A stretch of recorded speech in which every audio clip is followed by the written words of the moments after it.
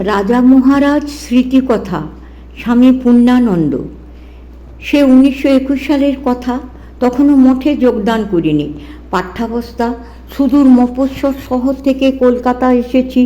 আসবার পূর্বে পূজ্যপাদ স্বামী আত্মানন্দজি সস্নেহ নির্দেশ দিয়েছেন মঠে রাজা মহারাজকে দেখে আসতে। সে নির্দেশ আমার নিকট আদেশের মতো। সুতরাং সম্পূর্ণ অপরিচিত হয়েও বেলুড় মঠের দিকে রওনা হলাম। মধ্যাহ্নকাল কুটিঘাটে নেমেছি। ওপারে বেলুড় মঠ। কী আগ্রহ, কি ঔৎসুক্য নিয়ে না সেদিন মঠের দিকে অনিমেষ নয়নে তাকিয়েছিলাম। কত শ্রদ্ধা, কত ভালোবাসা, কত কল্পনা। যথাসময়ে অপর পাড় থেকে খেয়া নৌকা এসে গেল। নৌকাতে বসে বারবার মনে হতে লাগলো, এই সেই মঠ যেখানে শ্রী শ্রী ঠাকুর সদা বিদ্যমান। ঠাকুর স্বামীজিকে বলেছিলেন, তুই আমাকে কাঁধে করে নিয়ে যেখানে রাখবি আমি সেখানেই থাকবো। আর স্বামীজিও আত্মারামের কৌটো কাঁধে করে এনে এখানে বসিয়েছেন। মনে হলো অল্পক্ষণের মধ্যেই শ্রী শ্রী ঠাকুরের লীলা সহচর ও আদরের মানসপুত্র রাখাল স্বামীজির রাজা ভক্তের মহারাজ পূজ্যপাদ স্বামী ব্রহ্মানন্দকে দর্শন করব। সেই বিখ্যাত কথাটি মনে পড়ল, যে আমার পুত্রকে দেখেছে সে আমাকেই দেখেছে। পুরাতন ঠাকুরঘরে প্রণামাদি সেরে স্বামী ত্যাগীশ্বরানন্দজির সাহায্যে মঠবাড়ির দ্বিতলে উঠে এলাম। গঙ্গার দিকে বারান্দায় দক্ষিণাস্য হয়ে মহারাজ একখানি আরাম কেদারায় বসেছেন। দুই দিকে সুদর্শন সেবকদ্বয়, গায়ে গলাকাটা পাঞ্জাবি, অতি মৃদুস্বরে কথা বলছেন। অনিমেষ নয়নে চেয়ে আছি এই শ্রী শ্রী ঠাকুরের মানসপুত্র। স্বামী বিবেকানন্দকে দর্শন করবার সৌভাগ্য হয়নি। শুনেছি সেই সিংহগ্রীব পুরুষ সিংহ মুহূর্তের মধ্যে তাঁর ব্যক্তিত্বের প্রভাবে মানুষের হৃদয় জয় করতে পারতেন। রাজা মহারাজকে দর্শন করেও মনে হয়েছিল কি বিরাট ব্যক্তিত্ব, যেন হিমালয়ের তুঙ্গতা এবং বিশালত্ব তার মধ্যে বিধৃত। স্বামীজি বলেছিলেন, রাজা একটা দেশ শাসন করতে পারে। মহারাজকে দেখেই স্বামীজির উক্তির তাৎপর্য উপলব্ধি করলাম। বারান্দায় অনেক ভক্ত বসেছিলেন। মহারাজের সান্নিধ্যে সকলেই পুলকিত পরিতৃপ্ত। দেবদর্শনের আনন্দ অনুভব করছেন সবাই। অনেক রকম কথাই হচ্ছিল। মহারাজও মাঝে মাঝে কথায় যোগ দিচ্ছিলেন, কিন্তু মনে হচ্ছিল তার মন যেন কথার মধ্যে নেই। এই জাগতিক পারিপার্শ্বিক বিস্মৃতি হয়ে যেন কোন অসীম অনন্ত আনন্দলোকে বিচরণ করছে। মধ্যে মধ্যে গড়গড়ায় তামাক টানছেন, কিন্তু প্রশান্ত মুখমণ্ডলে এক দিব্য জ্যোতি। একজন বিশিষ্ট ব্যক্তি ঠিকই বলেছিলেন, সন্ন্যাসী দেখবি তো স্বামী ব্রহ্মানন্দকে দেখে আয়। প্রতীক্ষা শেষ হলো, সময় হয়েছে।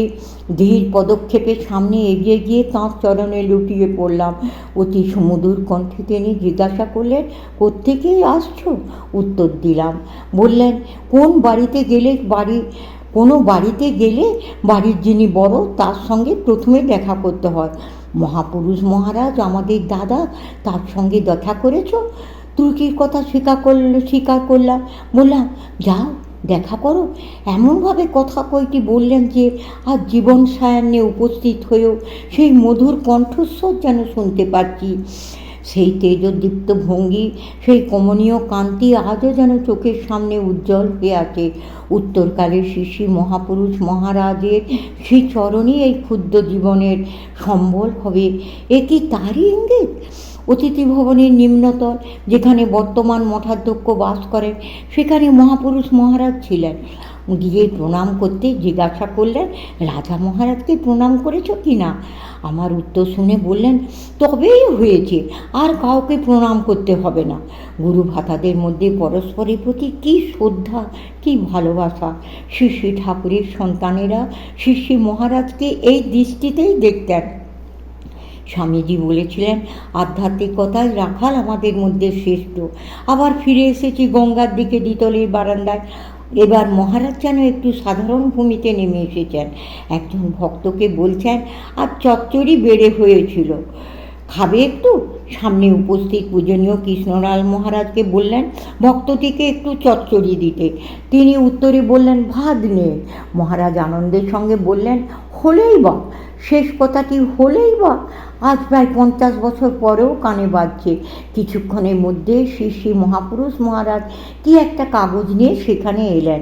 পরম পূজ্যপাদ শ্রী শ্রী মহারাজ সম্বন্ধে একটি ঘটনা বহুদিন পূর্ব হতেই শুনে আসছি, কোথাও লিপিবদ্ধ হয়েছে কিনা জানি না, অন্তত দেখিনি।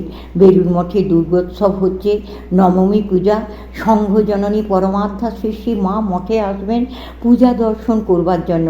ভোর হতেই মঠাধ্যক্ষ শ্রী শ্রী মহারাজ একেবারে বালক ভাব প্রাপ্ত হয়েছেন। কত আশা তপস্যা, কত প্রতীক্ষার সাধনা আজ সার্থক হতে চলেছে।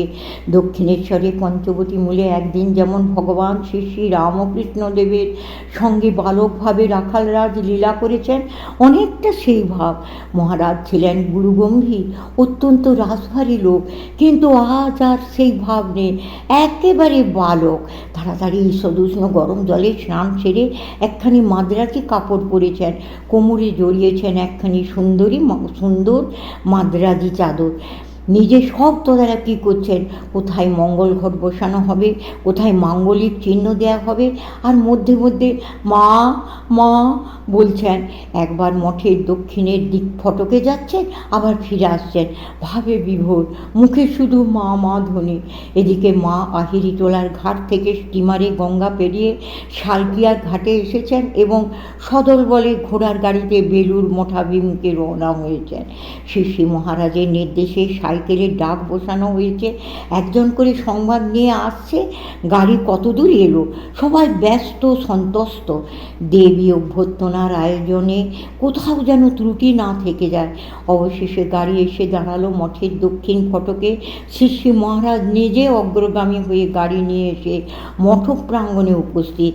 শ্রী শ্রী মাতা ঠাকুরানী প্রতিমা দর্শন করবার পর প্রথমে মহারাজ, পরে অন্যান্য সকলে শ্রী শ্রী মাকে প্রণাম করলেন।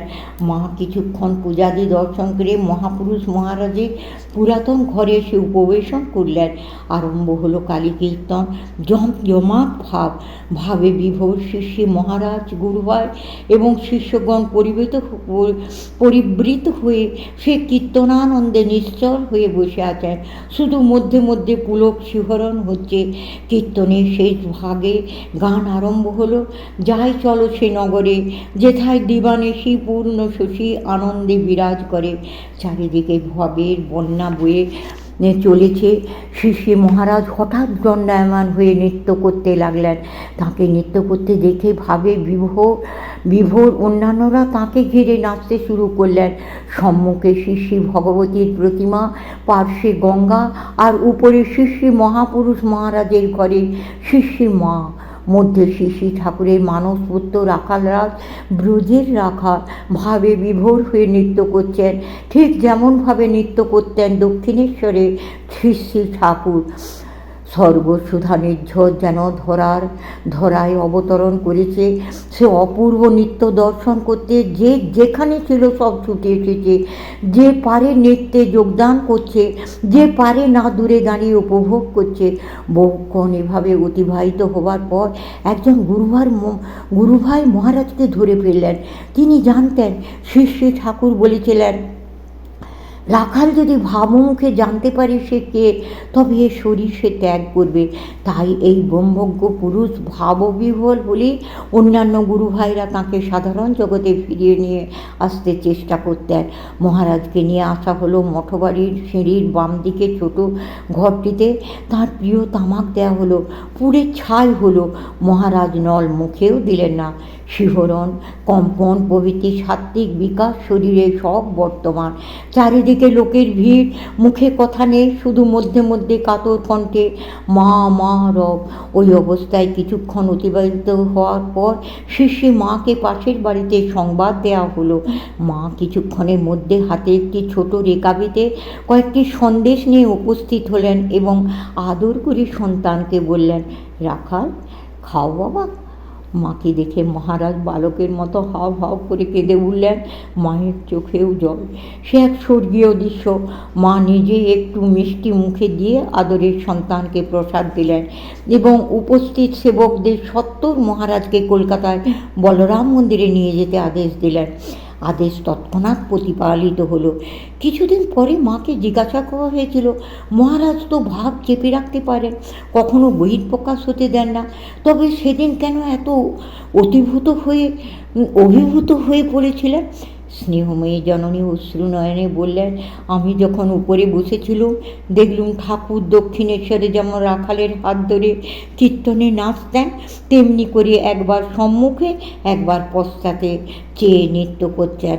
তখনই বুঝেছিলুম রাখাল বহুদিন পরে শ্রী শ্রী ঠাকুরের সঙ্গে এইভাবে নৃত্য করে তার অদর্শনের বিরহ সহ্য করতে পারবে না। এই বিরহ যন্ত্রণা তার পক্ষে অসহ্য হবে, তাই হয়েছিল। তাই তাকে রজগুণ প্রধান কলকাতায় নিয়ে যেতে বলেছিল।